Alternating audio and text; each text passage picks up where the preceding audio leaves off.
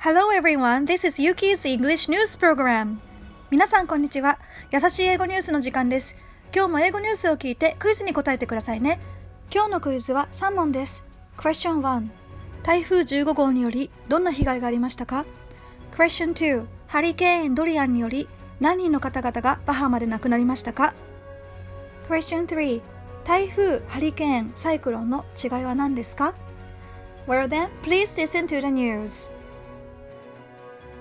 news.Typhoon number 15 hit Tokyo on September 8th night. Flights were cancelled and trains were closed. Power cuts hit thousands of people. In America, Hurricane Dorian hit Florida on September 4th. Before landing in Florida, Hurricane Dorian killed more than 30 people in Bahamas.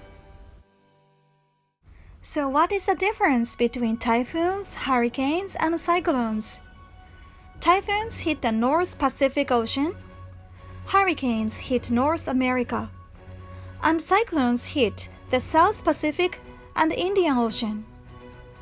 いかがでしたか？聞き取りはできましたか？ニュース本文とクイズの答えはメールマガジンで確認してくださいね。Thank you for listening and have a nice day!